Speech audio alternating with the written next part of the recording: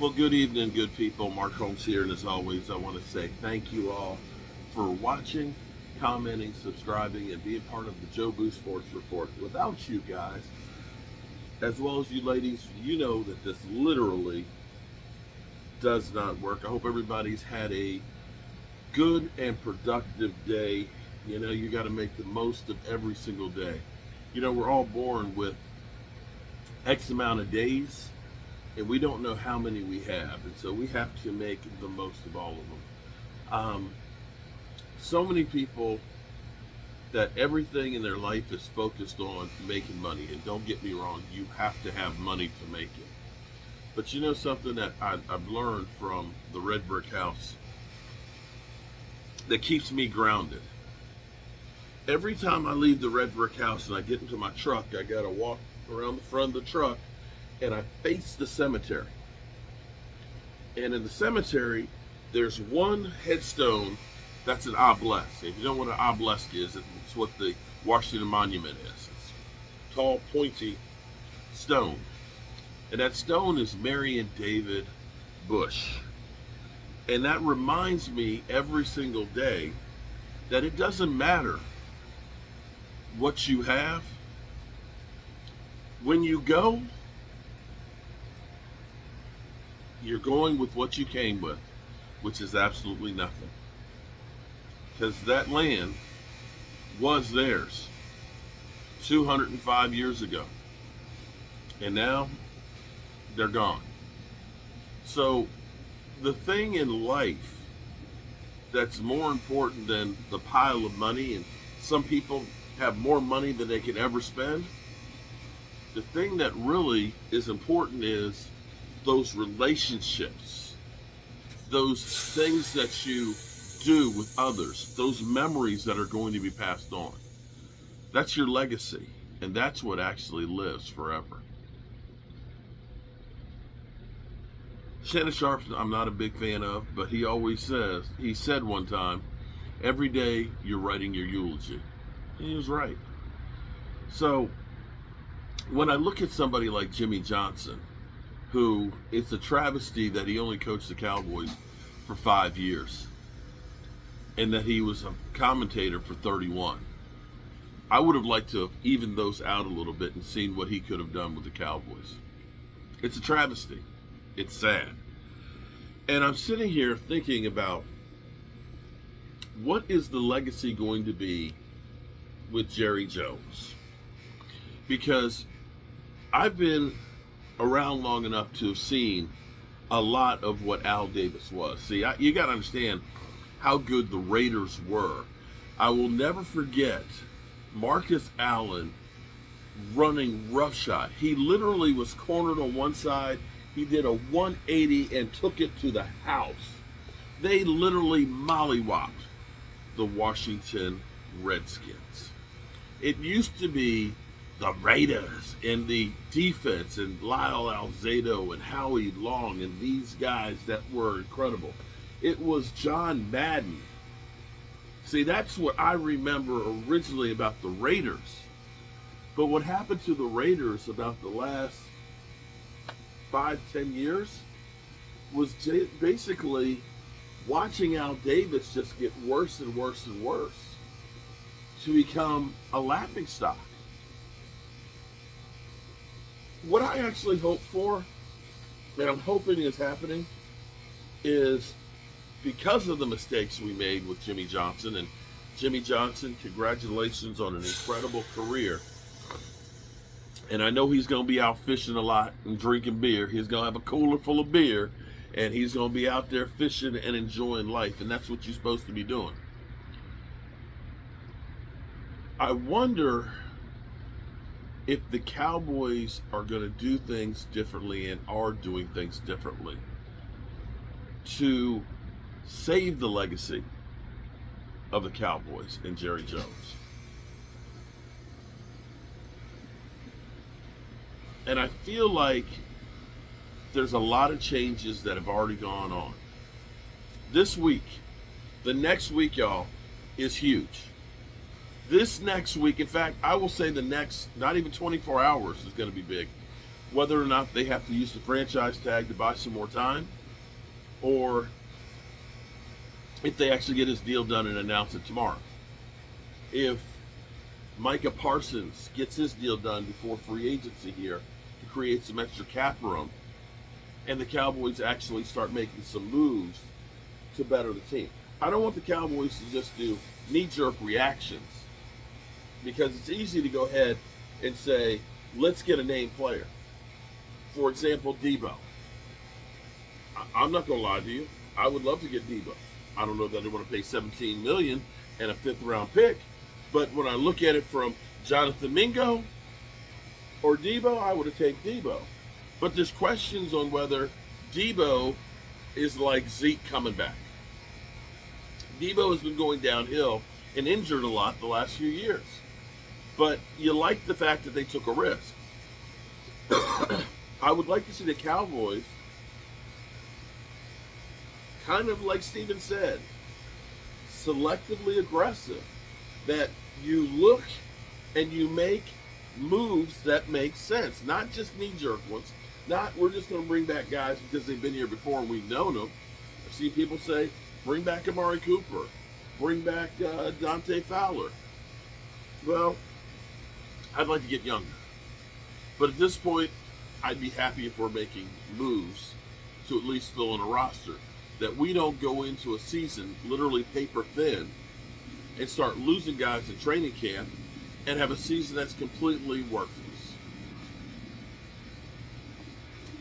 The other thing that's on my mind is, this morning when I was doing my morning video, I talked a little bit about George Michael's Sports Machine and how that was ESPN before ESPN. Not the ESPN that you know now, the gambling site, Jerry Springer show, but real sports talk, real sports highlights. I don't know what this is that we have now, but I saw a clip of First Take. I don't even, I'll be honest with you, if it's not a football game on, my TV does not get turned on very often. Or if it does, I'm watching something crazy like Mysteries of the Abandoned. They got the Afton Tunnel on that in Waynesboro. And river monsters. I just love the river monsters, okay? I just love the big crazy fish. Every time then you see a river, you wonder, is there a big ass fish in there? But other than that, I don't really watch that much TV. It's my wife actually watching all the Tyler Perry shit. She'd have gone through Sisters.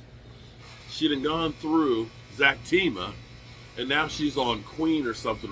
She watches that shit literally. I will fall asleep and wake up at 2 o'clock in the morning and it's still on and she's still watching. It's driving me crazy. I don't turn on the TV and watch TV like that anymore. I only catch the highlights. And the highlights were this morning talking about Brian Schottenheimer. Ryan Clark was literally just saying, I don't want to hear nothing about Brian Schottenheimer, that this is the best that you can do. This guy is a bum and this, that, and the other. And you know what? Nobody knows what he's going to be.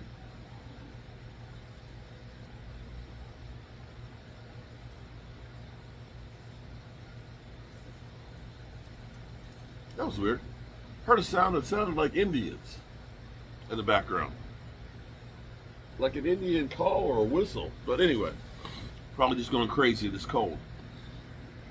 But literally just trashing the man because he was not the big name hire.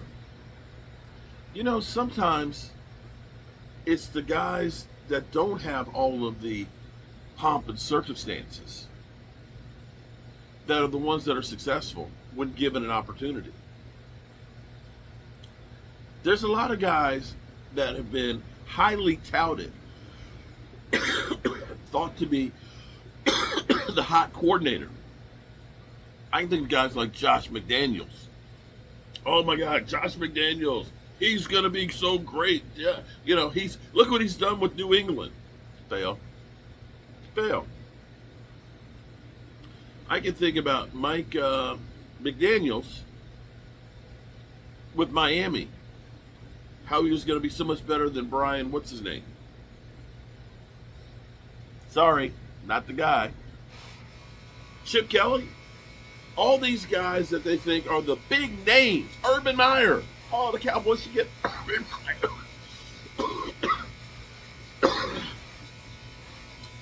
Big names that people hired. Hell,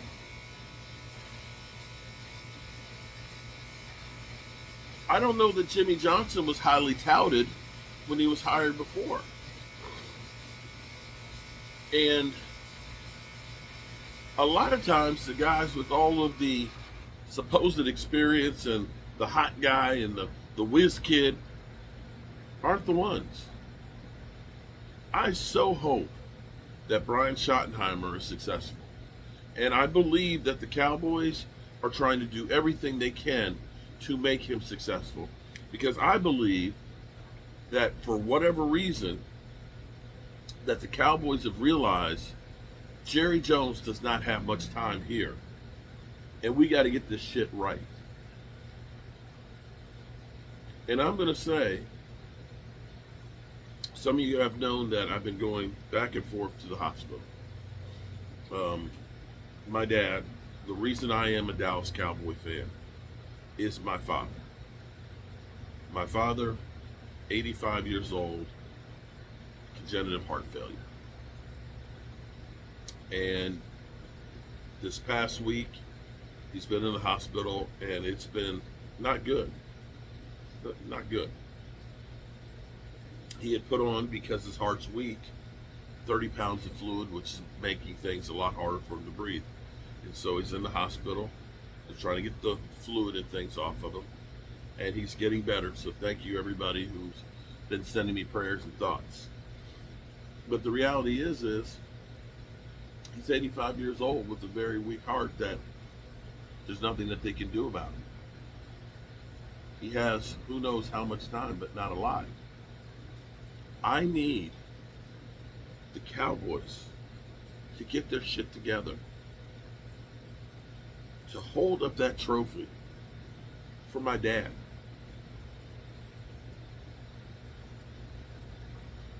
And the Cowboys, Steven and Jerry Jr.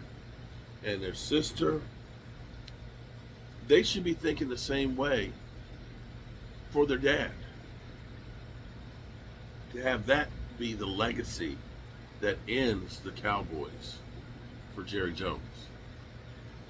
Being able to hold that trophy up one more time. That's the way you go out. So with that being said, it is cold out here and I have a cold. And as I always tell you guys, tell the people you love how much you love them, because you might not get the chance again. And I've lost too many people over the last few years to count. And I'm trying to make the most of every day and try and help as many on the way that I can. And hopefully when I'm gone, people will think nice things about me. I love you guys. And God willing, I'll see you tomorrow.